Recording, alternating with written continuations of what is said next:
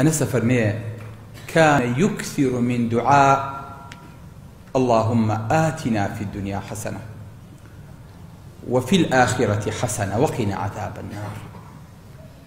خواهی گەورە لە دنیاە چاکەمان بۆ بکە، ئەو چاکەی خۆت دەیزانی ئێمە نایزانی.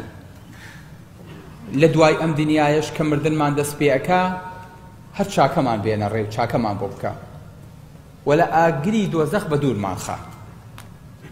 یعنی چی لە دنیاە چاکەمان بۆ بکە؟ یعنی ئێستاکێنە ئەگەر من تەکلیفتان لێ بکەم بڵێم زەحمەت نەبێ، ئادەی حەڵقە حەڵقە دابەش بن بیکەن بە وەرکشۆپ، هەر کۆمەڵێک سەرکا بەیەکە بۆ ئەوەی کە مواسەفەتەکانی چاکەکانم پێ بڵێ، نەچێتە تەفسیلەوە، نەچێتە وردەکاریەوە، بەڵام مواسەفاتم پێ بڵێ. بۆ نمونە کۆمەڵێک جیا ببنەوە بڵێن من لە ڕزقا پێویستم بەمەیە: یەک، تجارەتێکی گەورەم هەبێ، دوو، ڕزقەکەم حەڵاڵ بێ، سێ، کۆمەڵێ خەڵک بەهۆی منەوە لەسەر کاردا بمەزرێ، چوار، بتوانم خێر و خێراتێکی زۆری لێ بکەم، پێنج. یعنی ئەوەی بابی ڕزقا هەر هەمین بۆ یەکلاکەنەوە. کەسێک هەڵێت من خێزان، بڵێ من حەزەکەم خێزانەکەم ئیماندار بێ. لە حاڵقەکەیە دووەم کەس بڵێ من حەزەکەم خێزانەکەم جۆراو بێ، سێم بڵێ من خێزانەکەم حەزەکەم دوعای بۆ ئەکەم داوێن پاک بێ،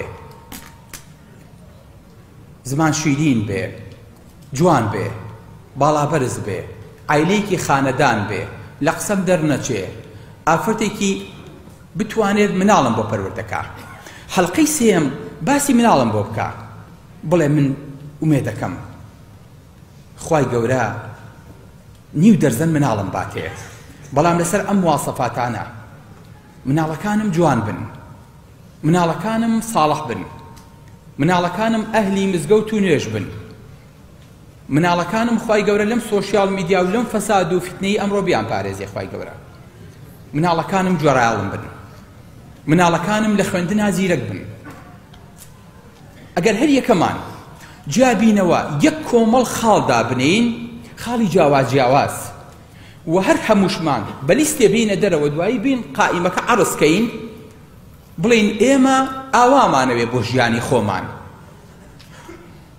هەموو ئەمەی کەوتمان، هەموو ئەم خێرەی کە باسمان کرد، هەموو ئەوەی کە بەدوایە ئەگەڕێین لەژێر حەسەنەیە جێبێتەوە. بۆیە پێغەمبەری خوا صلی الله علیه وسلم فەرمێ ربنا آتنا في الدنيا حسنة، خوای گەورە لە دنیاە حەسەنەمان بەرێ.